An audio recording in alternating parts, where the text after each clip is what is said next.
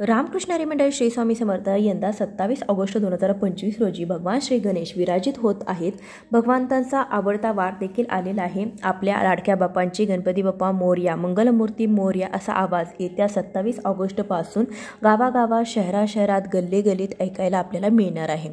यावर्षी 27 ऑगस्ट 2025 रोजी भगवान श्री गणेश विराजित होत असून आपल्या लाडक्या बाप्पांचा स्वागत करण्यासाठी सर्वजण हे उत्सुक आहेत। सर्वांच्या लाडक्या सुखकर्ता विघ्नहर्ता बाप्पांच्या स्वागतासाठी सर्वत्र लगबग सुरू झालेली आहे। श्री गणेशांची स्थापना व पूजन करताना काही गोष्टींकडे लक्ष देण्याची आवश्यकता आहे। श्री गणेशांची मूर्ती कशी असावी, गणपती बाप्पांची मूर्ती कोणत्या दिशेला ठेवावी, गणपतीला घरी आणताना कोणते नियम पाळावेत, गणपती घरी आल्यावर प्रथम काय करावे, अशा अनेक प्रश्नांची उत्तरे तुम्हाला या व्हिडिओतून मिळणार आहेत। त्यासाठी हा व्हिडिओ शेवटपर्यंत नक्की बघा। भगवान श्री गणेशांची मूर्ती आणण्यासाठी घराबाहेर पडताना डोक्यावरती टोपी घालून घराबाहेर पडावे। हिंदू संस्कृतीचा एक भाग हा आहे की कोणत्याही पाहुण्यांचे स्वागत करताना डोक्यावरती टोपी घालण्याची प्रथा आपल्याकडे प्राचीन काळापासून चालत आलेली आहे। बाप्पासारखा पाहुणा घरी येत असेल तर हा नियम आपल्याला पालन करणं आवश्यक आहे।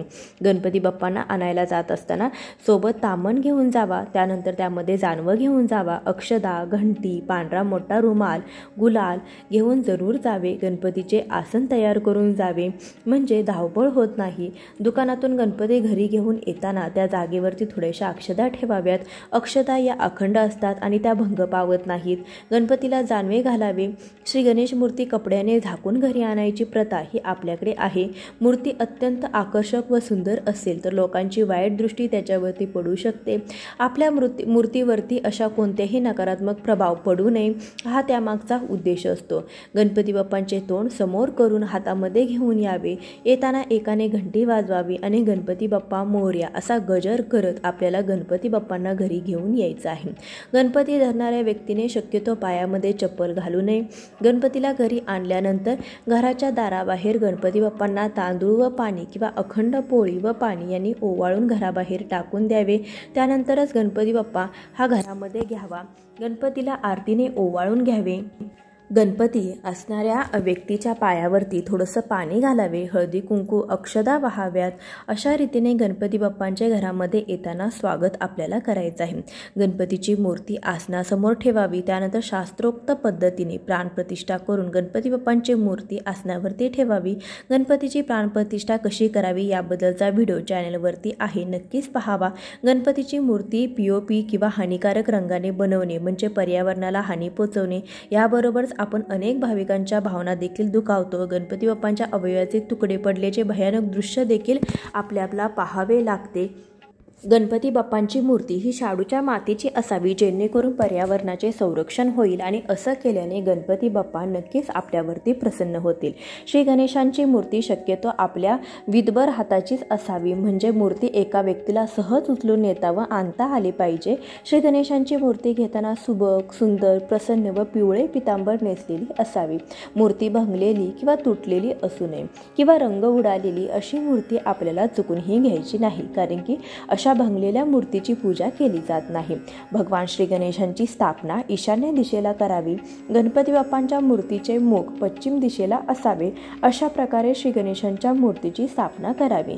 तुम्ही तुमच्या घराच्या प्रवेशद्वारासमोर श्री गणेशांची मूर्ती ठेवू शकता। असा विश्वास आहे की दृष्टी गणेश तुमच्या घरामध्ये वाईट शक्तींचा प्रवेश रोखतो, घरामध्ये सुख समृद्धी आणतो।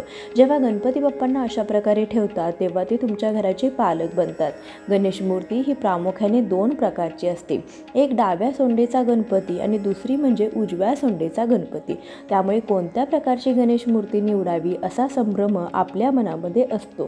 त्यामुळे तुम्ही तुमच्या घरामध्ये गणपतीची मूर्ती आणण्यासाठी मूर्ती निवडत असाल तर काही महत्त्वाच्या गोष्टी लक्षात ठेवणं आवश्यक आहे। गणपती बाप्पांच्या मूर्तीची सोंड कधीही उजवीकडे नसावी। उजव्या सोंडेच्या गणपतीला विशेष लक्ष द्यावं लागतं, त्याला फार सोहळ्याची गरज असते। एवढे सोहळे करणे घरामध्ये शक्य होत नाही, अवघड असते। त्यामुळे उजव्या सोंडेचा गणपती हा शक्यतो मंदिरामध्येच आपल्याला पाहायला मिळतो। घरामध्ये मूर्ती ठेवत असताना गणेश मूर्ती डाव्या सोंडेची निवडावी। डाव्या सोंडेच्या गणपतीला वाममुखी गणपती असं देखील म्हटलं जातं। त्यामुळे घरामध्ये डाव्या सोंडेचा गणपती ठेवण्याला प्राधान्य जास्त दिलं जातं। या गणपतीची नित्यनेमाने पूजा करावी। बरेच जण गरुडावरती बसलेले, स्नेह, वाघ, बैल, हत्ती असे वाहन असलेली किंवा उभी असलेली अशी कोणत्या तरी देवांच्या खांद्यावरती बसलेली किंवा हातावर बसलेली अशी मूर्ती श्री गणेश उत्सवासाठी निवडतात. परंतु अशा मूर्त्या शास्त्रोक्त नाहीत. या मूर्त्या पूजल्या जाव्यात हा ज्याच्या त्याच्या भावनेचा प्रश्न आहे. गणपती बाप्पांची मूर्ती ही बैठी किंवा बसलेली असावी.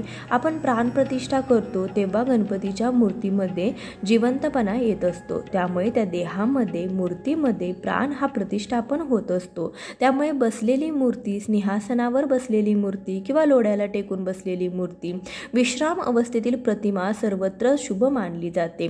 साप, गरुड, मासा किंवा युद्ध करणारी मूर्ती किंवा चित्र अवस्थेतील गणपती बाप्पांची मूर्ती कधीही घेऊ नये. शिवपार्वतीच्या मांडीवर बसलेली गणपती तर मुळीच घेऊ नये, कारण की शिवपार्वतीची पूजा ही लिंग स्वरूपामध्ये केली जाते. शिवपार्वतीची पूजा घरामध्ये केली जात नाही. शास्त्रामध्ये मूर्ती निषिद्ध आहे. जोपर्यंत मूर्तीची प्राणप्रतिष्ठा होत नाही तोपर्यंत मूर्तीमध्ये दैवत्व येत नाही. त्यामुळे तोवर ती केवळ माती समजावी. त्यामुळे मूर्तीवर प्राणप्रतिष्ठा करावी. सोप्या पद्धतीने घरच्या घरी गणपती बाप्पांची प्राणप्रतिष्ठा कशी करावी याचा विधिवत व्हिडिओ आपल्या चॅनलवरती आहे. तुम्हाला डिस्क्रिप्शन बॉक्समध्ये किंवा कमेंट बॉक्समध्ये तुम्हाला त्याची लिंक नक्कीच पाठवेल. प्राणप्रतिष्ठा करण्याआधी काही कारणास्तव मूर्ती जर भंग पावली तर अजिबात घाबरू नये. त्या मूर्तीस दहीभात टाकून त्वरित विसर्जित करावी. नंतर दुसरी मूर्ती आणून प्राणप्रतिष्ठा करावी. म्हणजे मनामध्ये कोणत्याही प्रकारचे भय, शंका आणू नये. सर्वात महत्त्वाची बाब म्हणजे श्री गणेश मूर्तीजवळ कोणत्या वस्तू ठेवल्या पाहिजेत. गणपती बाप्पांच्या मूर्तीजवळ चामड्याच्या वस्तू, चामड्यापासून बनवलेल्या कोणत्याही वस्तू चुकून देखील ठेवू नये. कारण की चामडे हे जनावरांच्या कातड्यापासून बनवले जाते.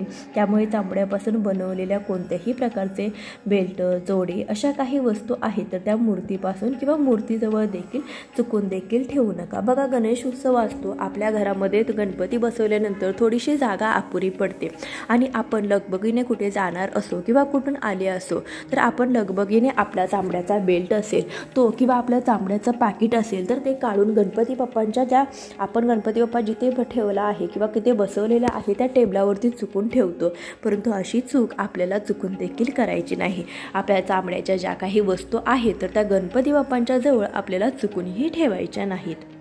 गणेश उत्सवाच्या दरम्यान आपल्याला कुटुंबामध्ये किंवा नातेवाईकांमधील एखादा जर व्यक्तीचा आकस्मिक मृत्यू झाला तर घाबरून न जाता शेजारील व्यक्ती गणपती बाप्पांची आरती करून घ्यावी, नैवेद्य दाखवून घ्यावा. विसर्जनाची घाई करू नये. गणपती बाप्पांची प्राणप्रतिष्ठा झाल्यानंतर घरामध्ये वादविवाद, कलह होणार नाही याची दक्षता आपण घ्यायची आहे. घरामध्ये नॉनव्हेज म्हणजे मांसाहार, मद्यपान करू नये किंवा खाऊ नये. गणपती बाप्पांना दररोज भाजी भाकरीचा नैवेद्य दाखवला तरी देखील चालतो. दही साखर किंवा साखर भात किंवा तुम्ही सर्वोत्तम नैवेद्य मानला जातो. तुम्ही साखर देखील दाखवू शकता, खडी साखर दाखवू शकता. गणपती बाप्पांचे विसर्जन करताना टाळ्याच्या गजरामध्ये गणपती बाप्पा मोरया, पुढच्या वर्षी लवकर या असा गजर करत गणपती बाप्पांना निरोप द्यावा. भाद्रपद महिन्यातील गणेश चतुर्थीपासून गणेश उत्सव साजरा केला जातो. गणपती बाप्पांचं आगमन होतं आणि अनंत चतुर्दशीला गणपती बाप्पांचं विसर्जन केलं जातं. प्रत्येक महिन्याच्या कृष्ण पक्ष चतुर्थीला भगवान गणेशांची पूजा केली जाते. परंतु भाद्रपद महिन्यातील कृष्ण पक्ष चतुर्थीचं महत्त्व हे पौराणिक मान्यतेनुसार सर्वात खास मानलं जातं. गणेश चतुर्थी या दिवशी घरोघरी बाप्पांचं आगमन होत असतं. पंचांगानुसार 2025 गणेश चतुर्थी ही 27 ऑगस्ट बुधवार रोजी आहे आणि या दिवशी गणपतीचा पूजण्याचा जो शुभ मुहूर्त आहे तर तो सकाळी 11:05 ते दुपारी 1:40 असा आहे. तर या 2 तास 34 मिनिटांमध्ये तुम्ही गणपती बाप्पांची स्थापना आपल्या घरामध्ये करू शकता. जर तुम्ही गणपतीचं आगमन घरामध्ये करणार असाल तर गणपतीच्या मूर्तीसमोर रोज सकाळ संध्याकाळ दिवा लावावा. तसेच गणपती बाप्पांची मनोभावे पूजा करावी. गणपती बाप्पांची आरती करावी. गणपती बाप्पांना दुर्वा, त्यानंतर ताजी फुले अर्पण करावीत. 21 दुर्वा म्हणजे एका दुर्व्याला 3 काड्या याव्यात, अशी 3 पानं यावेत, अशी आपल्याला 21 दुर्वाची जुडी गणपती बाप्पांना रोज अर्पण करायची आहे. याशिवाय आघाडा देखील गणपती बाप्पांना अर्पण केला जातो. गणपती जितके दिवस तुमच्या घरामध्ये विराजमान आहेत तर तितके दिवस तुम्हाला कमीत कमी 3 वेळा गणपती बाप्पांना प्रसाद चढवायचा आहे। लाडक्या बाप्पा जितके दिवस तुमच्या घरामध्ये आहे त्या दिवसांमध्ये घरामध्ये सात्विक भोजन तयार करा। गणेश चतुर्थीच्या दिवशी गणपतीची मनोभावे पूजा करा। गणरायासाठी आपण या दिवशी 21 मोदकांचा नैवेद्य दाखवायला विसरायचं नाही। जोपर्यंत गणपती बाप्पा घरामध्ये आहेत तोपर्यंत घराची स्वच्छता आणि पवित्रता ही जपून ठेवावी याची काळजी आपल्याला अवश्य घ्यायची आहे। गणपती बाप्पा घरामध्ये असताना आपल्या घरातील वातावरण हे प्रसन्न आणि धार्मिक ठेवण्याचा प्रयत्न करा। घरामध्ये जेवण बनवताना मांसाहार अजिबात बनवायचा नाही। गणेश उत्सवादरम्यान या काही नियमांचं पालन आपण अवश्य करायचं आहे। व्हिडिओमध्ये बरीचशी माहिती देण्याचा प्रयत्न केलेला आहे। व्हिडिओ जर तुम्हाला आवडला असेल तर नक्कीच व्हिडिओला एक लाईक करा आणि जास्तीत जास्त लोकांपर्यंत शेअर करा। चॅनलवरती नवीन असाल तर सबस्क्राईब करायला विसरू नका। भेटूया अशाच एखाद्या ज्ञानवर्धक व्हिडिओसोबत, तोपर्यंत गणपती बाप्पा मोरया।